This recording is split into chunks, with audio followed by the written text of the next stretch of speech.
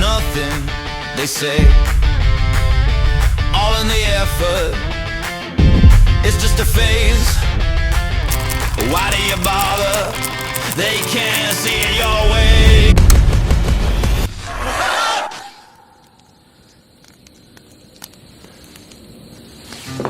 Trust me, come Monday, everything will be completely different.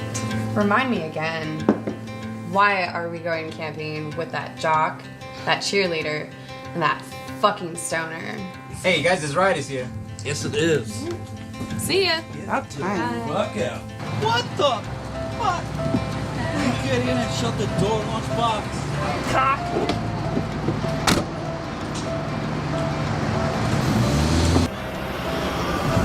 So we have no clue where we're going because Meg and Luke are probably wasted.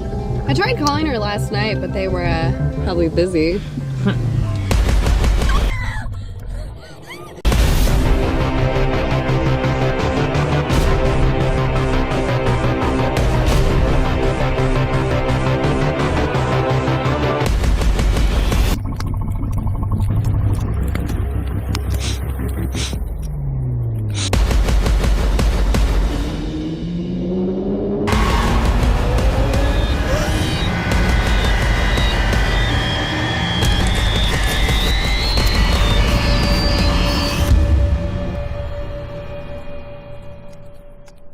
All right, welcome to Masters of the Micro Budget, presented by Film Rogue.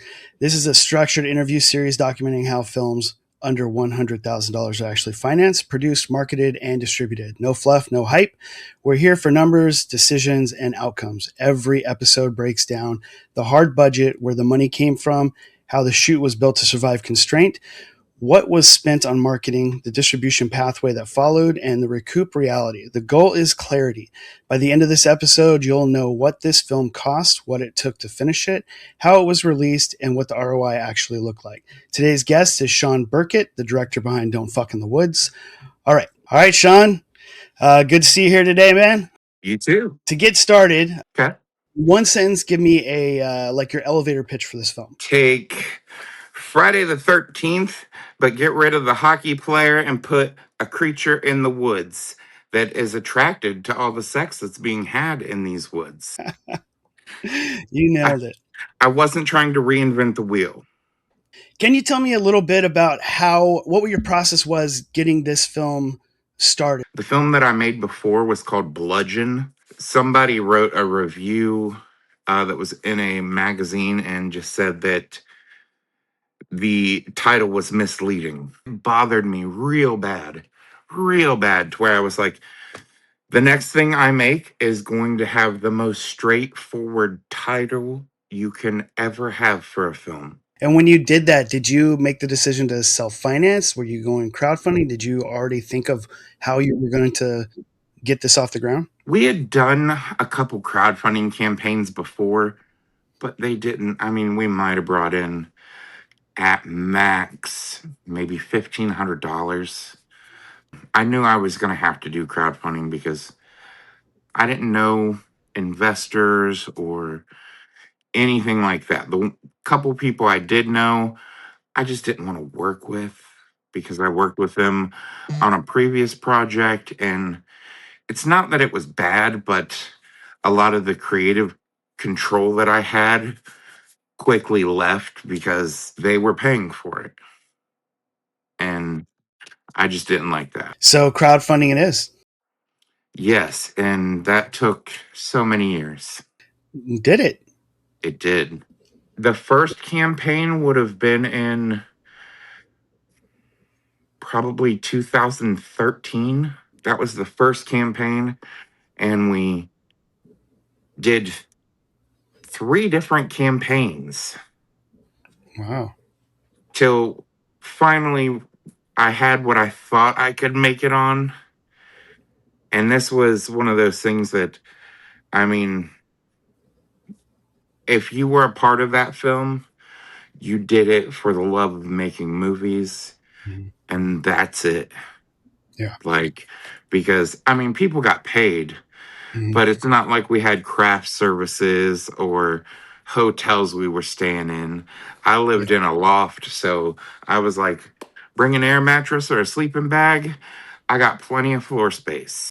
But yeah, it took several years to raise the funds. Now, granted, I want to say after the second fundraiser, the third fundraiser was so we could bring people back to finish the film. What did you raise from the first two campaigns to shoot the principal photography?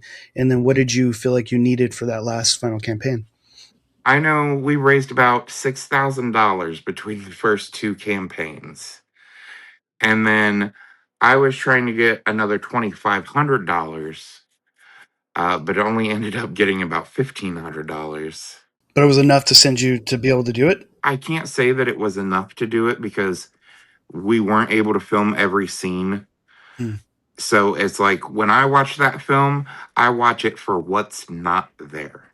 Like Right. there's things that are missing, and that's why it's got a shorter run time. But I had a couple of producers like that were lending me gear to shoot the film. And they were like, you need to get on this. We need things. So Right. that's how it turned out. When you talked about what you thought you could shoot it for, what did you decide to divvy that money up for? A lot of it was just cast. Like, it's not that I could necessarily pay them for travel. Some people I did, but I kind of lumped it into here's travel money and your pay. Because this was so before, like, none of us on that film had ever heard day rate. Okay. Like that's how in our infancy of making movies we were. Nadia White, who plays Lacey in the film, grand total with her coming back 3 times, she got $1,000. So you did. So in actuality, you had your initial schedule and shoot, but you're talking about 3 different. Does that include the pickup shots you're talking about later on with that third campaign as well? Yeah. Was each campaign sort of like we're going to shoot as much as we can and then run another campaign, shoot some more? No. I Okay. initially did the first 2 campaigns before we shot anything, and then we shot a little bit. We got literally like maybe 3 days of filming, and then we got rained out. So then I had to regroup basically and go back to the drawing board. And you got to keep in mind, it was me and my business partner, Ryan Stacy, doing like everything between pre-production. So it was like we were scheduling things, and it got to the point where I was trying to schedule things and certain people couldn't make it, and this was a dick move on my behalf. And thankfully we're good now. But I ended up having to basically cut people from the film. Yeah. So then I had to kind of refilm everything, but also in that hiatus, full transparency here. Yeah. I was dating one of the actresses, and we split up in between. So, funny enough, I recast her with my ex-wife, and things worked out. Films of this level, I think that was probably a good call. It's really tough to try to shoot around schedules to begin with, and then when you can't bring people back, it's like that can be the end of it. Right. And that is a very big pressure to feel like, oh my God, if I don't get this done now, I have to postpone it another year. Then these people are going to say that, and these people are going to do this. I'm going to lose my gear. I might lose my location. And it's just, I didn't handle things as bestly as I could have. And I know that. It happened. I wish I could change it. I wish I didn't have to do that. I didn't know any better. Where, it's like now, I don't want to sound like cocky when I say this, but people can fuck off. It will get made when it gets made. And by it being not rushed, it's going to be better. I would say, knowing that there's 3 shoots on this, the quality consistency, like you did a great job with that. Really did. Thank you. Which is, I mean, a big deal when you have those sorts of issues, you know. Man. So great job. What'd you guys shoot on, by the way? We shot primarily on the Blackmagic Pocket cinema camera. And then we also had a just Blackmagic cinema camera, like Generation 1. Which you had great lighting in the movie. Like I felt like the consistency, the lighting, the cinematic sort of quality of it. After learning of your budget, like, wow, impressive. Your DP was. Did you DP that, by the way? Because yeah, okay. Yeah. Great job. Great job. Basically, we had 3 lights, and we set it up in a triangle to just shine towards the center. All right. So budget wise, $7,500. Did you spend any more than that? Was there residuals, like things you had to keep adding, or is that the final sort of tally? That is all the funds that we raised. I believe, I mean, we might say maybe another $200 to $300 for random necessities, or like, you know, if I was out of liquid latex, we went and bought some liquid latex. But it was nothing like. It's not like you went out of pocket like a couple $1,000s for like marketing or like festival runs or No, anything. Okay. no. The only thing that I went out of pocket for was the creature suit, Oh, because the first creature suit we had that we never shot with was a great suit, but it wasn't built directly for our actor. Hmm. So that cost $1,000 of the budget. Hmm. But the second suit that we ended up filming with, I paid for all that, which, funny enough, may have only been $100 to do that whole suit. Just because we went and we bought a Incredible Hulk costume with the puffy padding. Yeah. I had my friend Jesse come in and he painted it, airbrushed it, made it look nice, and we literally went to the dollar store, worst smell of my life, and got like caulk silicone. And we took like sticks and just smeared it all over this whole suit. Wow. And that's the suit. We made some horrible gloves that kept falling apart. Yeah. Same with the feet. That's why we never show the feet. All right. So all your finances was crowdfunded, except for a little bit of money that you put in yourself. You talked about you paid some of the cast and crew. Was anybody like kind of deferred paid or anything like that? Was there anything you had to, once the movie made some money back, that you had to pay residuals or royalties to? Nope. Oh, nice. We didn't know about those things. What would you say your top 3 spend categories were? Cast, for sure. I'm going to go second was the suit, and then literally the rest was making all the things that we offered via the campaigns. Just didn't know. It was a great learning experience. Just didn't know a lot of things. Sure. So it's like we offered like 4 different versions of the film on different types of discs, VHS, like wood burnt plaques, condoms, like, so just a variety of things that we could make for cheaply, but like, Somebody's got to make it and somebody's got to pay for it. Exactly. And that was me all around. What line item or what item that you had to pay for did it surprise you the most at how much it either cost or sort of like was an additional cost out of nowhere? I feel like the only cost that surprised me was Nadia White's price. I was like, that's it? Like, okay, That's I'm a down. good surprise, right? Right. It was a good surprise. Like, luckily it wasn't a bad surprise. The only The only bad things that happened didn't cost money. You did talk a little bit about your crowdfunding, and that sounds like that was a pretty tough sort of scenario for you. 3 campaigns, all of the things that you had to create for it. Looking back on it, do you feel like that was worth it, and that's something that you'll continue to do? Yes, it was worth it. I wish people wouldn't have judged that book by its cover, because it was just one of those things that it's like people thought it was basically just going to be straight up porn. Mm. Which, don't get me wrong, in some countries this is considered porn, but Right. it's nowhere near as graphic as a lot of other films that are out there, like on Tubi even.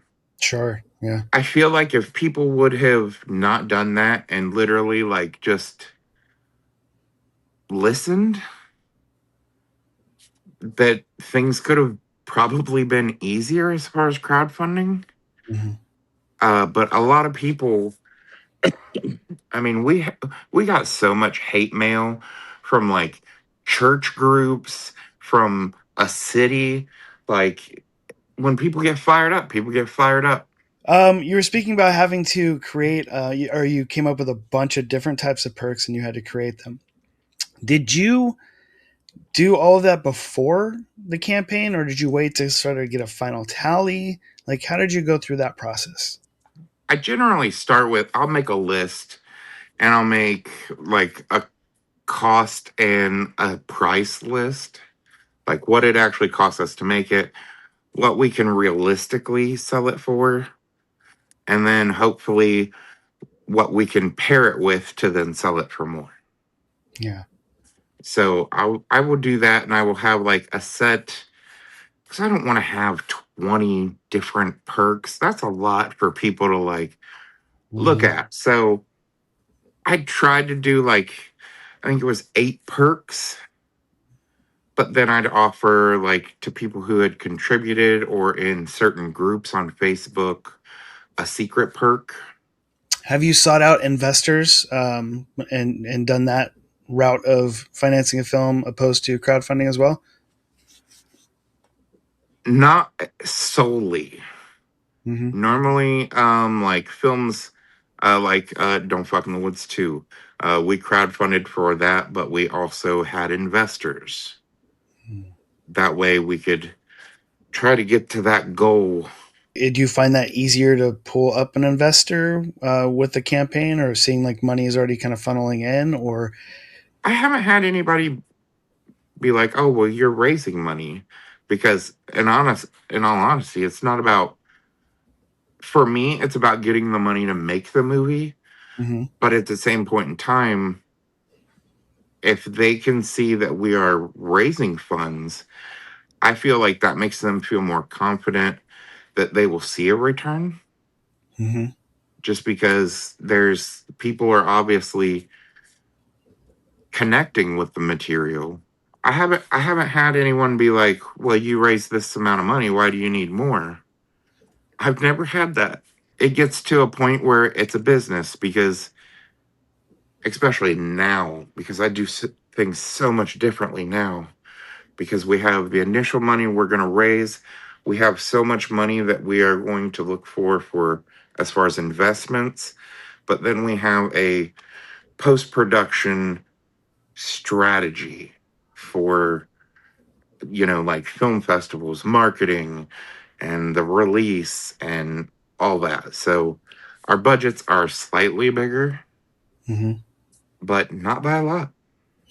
And was that sort of a plan that you came up with after shooting this film? Did you utilize that with, like, what was the next film after this one? Was it Don't Fuck in the Woods 2? No, the film I did, it probably would have been Don't Fuck in the Woods 2, because the film that I did after Don't Fuck in the Woods, literally, we wrapped Don't Fuck in the Woods in October of 2016, and by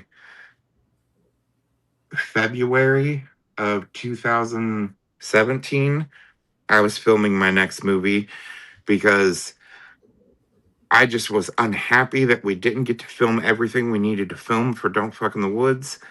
I thought it was going to be the end of my career. So I was like, I'm going to make something for like a fourth of the price of what that cost and hope that that redeems me somehow. Which nobody's even heard of that movie now because Don't Fuck in the Woods ended up being okay. What was your production strategy, considering that you had several different campaigns that you ran and had to basically reshoot, material over again, cutting actors, things like that?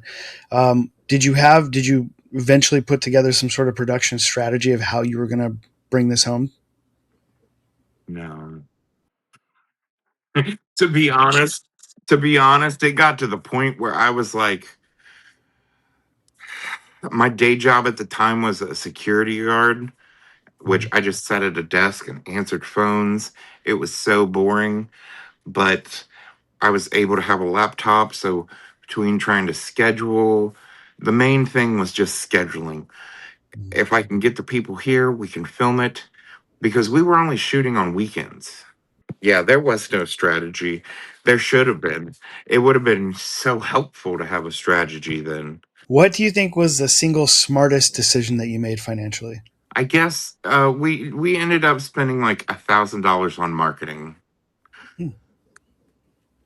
I can't say that that was the smartest decision. To me, it was the greatest decision because so there's a magazine in the UK called Scream Oh. Magazine, Hmm. and I'm not gonna lie, you can pay them to write an article about you, Mm-hmm. and like they'll do a couple page spread in the magazine. One of my producers was like, "We should do that," and then they basically just slammed the film the whole time. But it was great because I'm gonna make T-shirts. It said they called me Bargain Bin Filmmaker Shawn Burkett, and I was just like, man, they are not holding back. But I love that at the same time because I mean I buy a lot of movies out of bargain bins. I honestly I feel like that money could have been better spent, but it was a learning experience because with that, I want to say it was like $800. They did a couple page spread, like review and with stills and stuff in the magazine. And then they had our banner to where they could buy the film on our website because this was before we had distribution secured. Mm-hmm. We never intended on doing like regular distribution. We were just going to self distribute. But that came to bite us in the ass because we kept getting a bunch of orders, but it was to the UK. Why did we do this? This is like 10 times more work than what we were doing. Like, you're telling me we couldn't have paid $1,000 to advertise in a magazine in the States? But we know better now. What mistake cost you the most? Not trusting my gut more. Hmm. Because it's one of those things that with this production, I had another studio like helping us on set, which was Studio 605. And Brandon is a hell of an assistant director. He wasn't my assistant director on that film, but he came out to help because Roman was in it. And he kind of stepped in a couple times and was like, well, we should really move to this versus trying to do that. And it's one of those things that I'm always so used to just grabbing a camera saying, you, come on, let's go. We're going to go over here. We're going to film this. We'll come back in 10 minutes. We can film that. Mm-hmm. I feel like if I would have went with my gut and just said, shut up, no, I'm going to go do this, I feel like there would have been at least a better chance of having all the scenes filmed. Because, yeah, to me, Don't Fuck in the Woods is still an unfinished project. And I wish I could just go film the scenes, but people have aged a little bit, so I don't think they'd really Mm-hmm. I don't think it'd be as believable. You mentioned about $1,000 for marketing spend. Yeah. When did you start to spend that? Was that after the film was completed in post? How did that go about? Because basically, I had the entire film edited by October of 2016. Mm-hmm. We just needed that one pickup shot of Brittany waking up and walking away. So we filmed that. I went home, put it together. It was done that day. Mm. I know we had it available on our website. We had to rush because we were having a world premiere in New York City. For a kid from a little Ohio town, I was like, yes, yes. So with the marketing spend, so as soon as you finished the film, did you do your premiere first and then the advertisement? Do you recall? Yes, yes. I know we did that just because our one producer, Chris Grasky, paid for the marketing and also helped us get to New York and everything. Uh, so I think he was like, let's advertise so I can start to get some of my money back. Did you do all of the artwork yourself for the film? Did you have to pay for any of that? Was there any other PR that you guys did, press releases, anything else like that? Our producer, Chris Grosky, did all the press releases. I did all the artwork. We still to this day try to do as much as possible in house because I mean it's been 15 years that I've been making film, and it just got to a point where I just learned to do things because well I couldn't pay people to do them. You talked about the advertisement and it being a magazine in the UK and having to mail out all of that. How bad did that really hurt you, especially at that time, in terms of finances? Because obviously, to mail one out, somebody bought it. So, Right. what were you selling it for? And what, in terms of like recouping that and then the time and effort that it took, you said you don't think it was really worth it. Do you think that really gave you any return on your investment in the end? Well, here's the thing. So we technically didn't lose anything because I emailed every single one of those people and I was like, hey, it didn't charge you shipping. I apologize for that. If you want, I can send you a link to where you can PayPal me for shipping or I can refund your money. Not one of them I got a refund. Nice. So I can tell you, I went through and I have all my numbers here. So before we got distribution, this is just selling it off of our website. So from October 2016 until I want to say it was March 2017, because that's when we got pirated. Oh, We had sold $8,547 worth of the film. wow. Is that including the shipping or is that without shipping? That's including shipping Okay. because I couldn't get the numbers without the shipping. Yeah, no, that's fine. That's big in 5 months. Right. It was literally like some days we got 100 orders in a day. Wow. Like And that's it all was from the it magazine? was no. It wasn't Oh, all just from the magazine. so it was stuff you're mailing it in the US as well, not just overseas. Yeah. Okay. Yeah, like we would just post.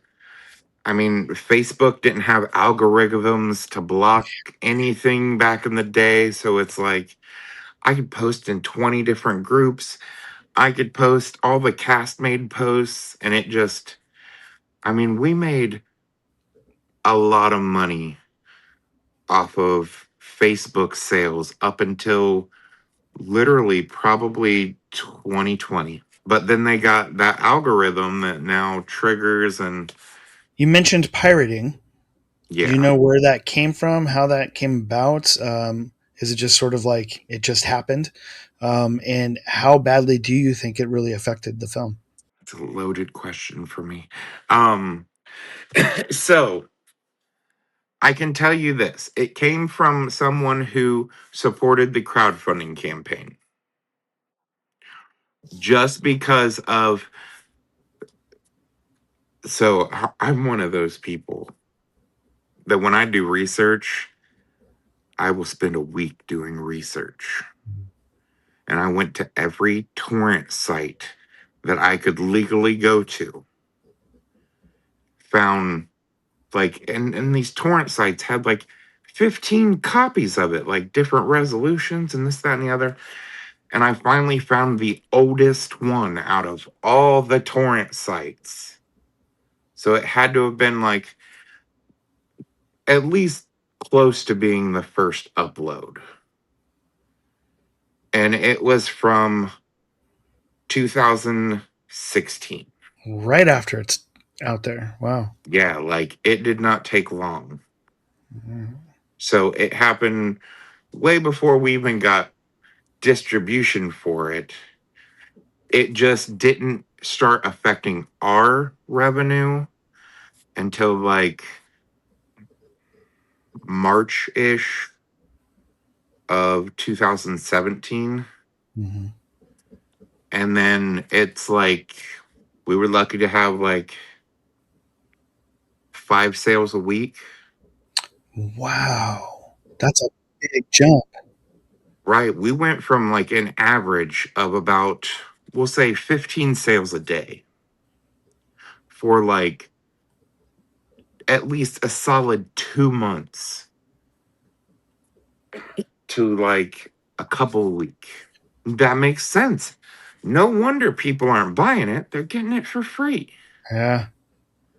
So at that point, my producer Chris Grosky started talking to me like, "Hey, maybe we should look into distribution."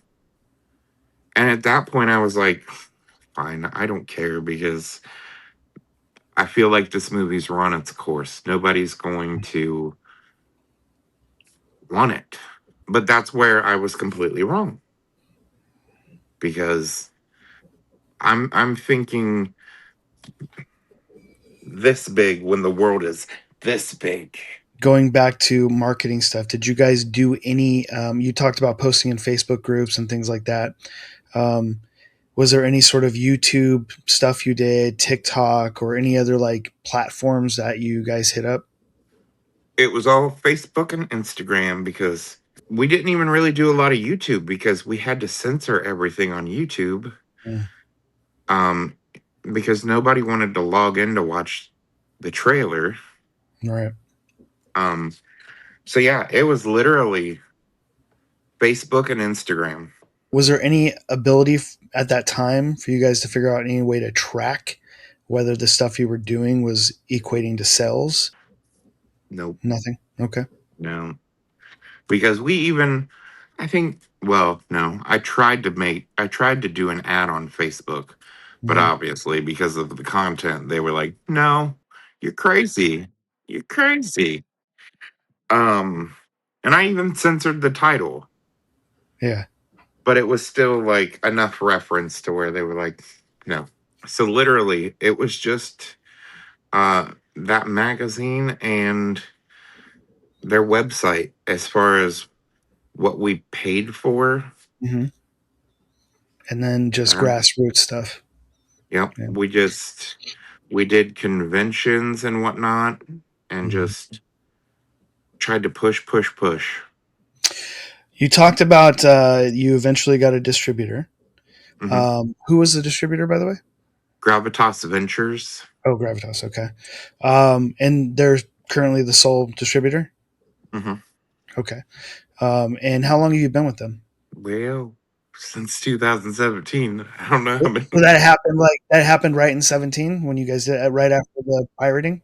When I signed with them, yes, the film came out on uh, Valentine's Day of 2018 Oh wow, great because idea. I sent out, I made these shitty little like Valentine Day cards, and I was like, hey, if you let me know you watched the movie tonight or today, I'll send you some cards. Or if you buy one off the website, I'll send you some cards. Did you send a lot of those out? No, not really. Still a great idea though. Did you do any festival runs for that? Yeah, we submitted to several festivals. We got into several festivals, but oddly enough, well, not oddly enough, we didn't win anything ever. Except the very first festival we did was that Fear NYC. Hmm. Our producer Chris Grosky got best producer. So then you jumped into distribution, and was that sort of like, because I know you were talking about was very new at the time. Was there a lot of deliverables that you were hit with, things that you had to deliver, and then time frames and all that? Could you talk a little bit about that?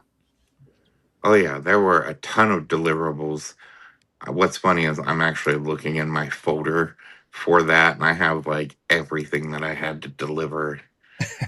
I mean, there had to be quality control reports done Mm-hmm. on the film, and I had to go back and edit certain spots or try to do a higher quality of this part rendered, because they didn't then want me to send them the whole film. They just wanted me to send them that part so they could put it in.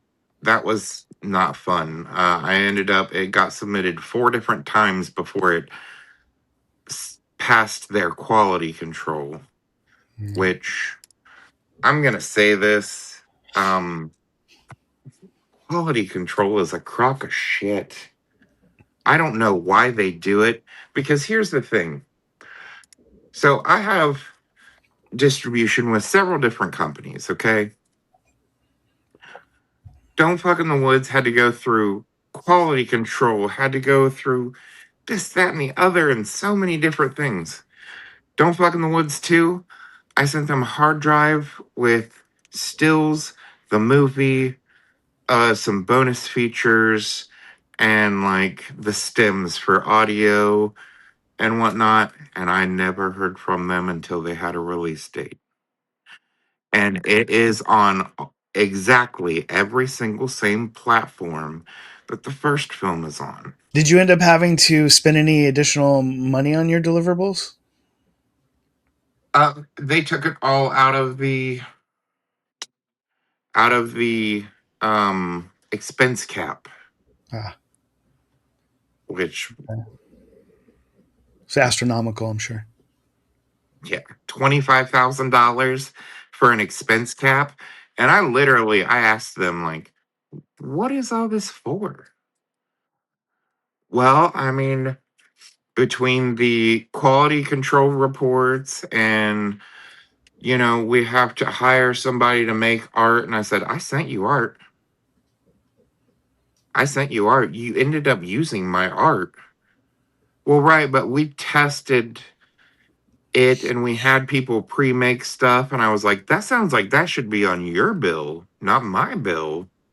It's like, I can't help it that you jumped the gun, but like, they submitted it to Can. What? Right. It's like, this is called Don't Fuck in the Woods. You think you're gonna take it to a film market that's as notable as Can and get sales? Yeah. Looking back and even today, where is the revenue coming from? All streaming? Are you still doing physical? Because I mean, again, I'm impressed with your booth that I saw at Horror Hound. You have a lot of films that you've made. You've got a great website. What is kicking, man? Like, where are the sales coming from? Streaming. Like streaming. We do physical sales, just it's to the point where it's like, I'm just so busy, and I still, for the past 10 years, have not hired anyone to take care of our social media to at least promote. So it's like, yeah, we may get $200 a month off of our website. Nothing extravagant, like 4 or 5 movies. Mm-hmm. Just, yeah. I can tell you that this was Q4 of 2025. Okay. The film, as far as gross receipts for that quarter, made $4,709. And exactly $3,547.72 of that was from Tubi. That's a wow. Okay. The rest was, we've got like 127 from iTunes. We have like 366 from Roku, about 250 from Vudu, or it's still listed as Vudu, but Fandango now. Yeah. Those are the main places, as far as physical sales there. It says that we did $127 in Blu-ray sales and $79 in DVD sales. That's only off of Amazon. Oh, I see. Okay. So no Yeah. streaming, like you didn't get any streaming numbers from Amazon, or at least it wasn't enough to make a difference. Amazon won't stream it. Oh, they won't. Nope. Is it even not TVOD? No. You can buy the physical media. You can even buy the book, but you can't stream the movie. When you got your distributor deal and you saw that contract, was it? I know you mentioned you were kind of done with the movie or didn't think it was going to go much further. Um, did you do any sort of like negotiating with the distributor? Or was it just sort of like, I'm done with this, sign it, here you go? I mean, at that point, I felt I mainly owed it to the producers, to where I didn't haggle. I just wanted to talk with them, like, verbally on the phone. Mm-hmm. That was my big thing. I was like, listen, I just want to talk. I want to hear what your ideas are, what you're thinking about doing. Be upfront with me, because a lot of people don't know that, like, they don't put anything into marketing your film. It's like you have to do that. Having that phone call with them, I found that out. Mm-hmm. And that's something that was not in the contracts or anything. So it's like, I'm very thankful that I kind of insisted on that phone call. So from that point on, what have you gained total just from the distributor? Okay, so I'm just going to read off the numbers I have. So $96,208 is what has been made off of the selling of this film through Gravitas Ventures total. That is the whole number, not my part. That's the whole number. Mm-hmm. But that does not include that $25,000 expense cap that the film has to make back before they start reporting numbers. Mm. So technically, this film has made over $100,000 over the course of 10 years. Now, when you break that down, from that $96,000, what the distributor has sent us has been $76,208. Okay. That's what as far as checks that I have deposited in my bank, Mm-hmm. it has been that much. My sales agent, though, has then gotten $13,741 from that. And do they only work on this film in particular, or use them for other films?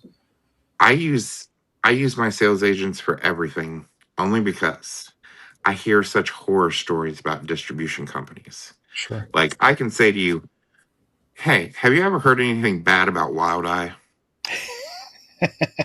Yep. I have never not gotten money from them. Okay. I get a regular statement, I get a regular check, and I feel like that's only because I have a sales agent. Gotcha. Okay. That's good to know. That's great information right there. So it's one of those things that it's like, I'm okay with not having, 20% to make sure that I get paid. Mm-hmm. Because let's face it, these days, doing either Film Hub or whatever the new thing is to self distribute, the numbers are off. Gravitas, they're probably not marketing it. No. As the years go by, what sort of things are you continuing to do to get the movie out there? Because obviously it's still making money. I'm going to be completely honest. Not a fucking thing. Found its audience. It has. It has. It's one of those things that I wish I had time to come up with promotions to designs to promote and keep pushing and pushing and pushing. But we're to the point where it's about to have its 10-year anniversary. I mean, it just feels like beating a dead horse at this point in time. I mean, hell, we've released it, like re-released it 3 different times now. One with a drinking game. I mean, one in 3D. It just I'm assuming back then conventions didn't really factor in at all. Obviously, you guys are out there at conventions now. Does any of that yes. stuff, does it move the needle at all? Is it just exposure, or is it really bringing in revenue? Oh no, like the conventions bring in revenue. That's I don't want to sound. I feel like everything I want to say makes me look like an asshole, but like not for nothing. But if we weren't making money at it, we wouldn't be doing it. Okay. No, that's good. Yeah. It's one of those things. It's like I've got 2 teenage kids, and it's like, luckily, they like it. Like they will go to the convention. But anymore, if there's anything I've learned, it's like time is precious. So it's like if I'm not able to connect with some people to turn new people onto things, because it's crazy. We've been doing Horror Hound for at least 10 years now. And it amazes me how every year so many people stop at the booth and they're like, I've never heard of this movie. Why have I never heard of this movie? And I'm just like, I don't fucking know, but a bunch of people did, and they pirated the fuck out of it. If this hadn't have happened this way, if it wasn't as successful as it has been, and it has been very successful, what was the backup plan? What was the next move? There wasn't. I mean, at that point, I had a full time job working security 40 hours a week. Like, it was just one of those things that filmmaking was something I was passionate about. It's what I was doing, even though at some points it was a huge fucking headache. I still kept coming back to it. You know how some people are addicted to meth? That's how I am to making film. Like, I get like itchy about it. Like, oh God, I've got a story in me. I gotta get it out. Oh God, I want to make it. Where am I gonna get this money? To where, and then people are like, well, where do you get the money? I was like, where do crackheads get money for their crack? We find a way. When you want something bad enough, you'll figure it out. If you made this film again, what would you keep and what would you change? Did you correct that with the sequel? I wouldn't say I corrected it with the sequel, but um, I at least got to film the whole script. So that was a step in the right direction. I feel like the only thing I would change would to somehow be able to find more money. Speaking about distribution, you talked a little bit about what a lot of filmmakers don't know is that they got to put in their own marketing. Was there anything else that you feel that filmmakers just misunderstand about distribution or marketing in general? Distribution has more hoops that you got to jump through, and you know what's crazy? Don't Fuck in the Woods. They never once asked me for E&O insurance. Not once. That's interesting, especially from Gravitas. Yeah. I've heard that so many times. But then I go to make well, we just released Mr. Buzzkill, and it required E&O insurance. And I'm just like, why? Yeah. Why? What is so you're telling me Don't Fuck in the Woods and Don't Fuck in the Woods 2 never had to have a dime of E&O insurance. But Mr. Buzzkill does? Like, One rule you'd give your past self before day one of shooting this film. bring more water and extension cords. So the first time we shot it, we had to run a generator. That bled all through the noise. It was horrible. All right, man. What is next for you? Well, I just finished filming a film called The Devil You Know. I've got something that's different, that's kind of outside of my box. It was definitely an experience on set because we shot 14 days like straight. We all lived together. Like, we didn't really leave the location. We shot nonstop. It was definitely just a different type of experience. It reminded me a lot of back more like before, like Don't Fuck in the Woods, to where it was more of a run and gun kind of thing. Shawn, thank you so much. But I appreciate you lending me your time, and thank you for doing this. It's been wonderful talking with you. I hope we can do this again on another film of yours. I would love to. For sure. This has been very informative. I think it will be for a lot of filmmakers. There's a lot of important things that you were able to speak about, which I think will be very helpful. Even though this was back in 2016. I think that everything that you've spoken about is extremely still relevant today. And I appreciate you taking the time to do that. No, thank you. Before we go, where can people find you? Where can they find the film? I'm on most platforms. I don't know which actual platforms. At SM Burkett. I know there's Facebook, Instagram, maybe a TikTok. But the film is streaming almost everywhere. But if you want to watch it for free, it's on Tubi. All right. Well, thank you again, Shawn. I appreciate your time. Yeah, no problem. Look forward to seeing what you do next, man. Thank you. All right. We'll talk to you soon, man. Why do you bother? They can't see it your way.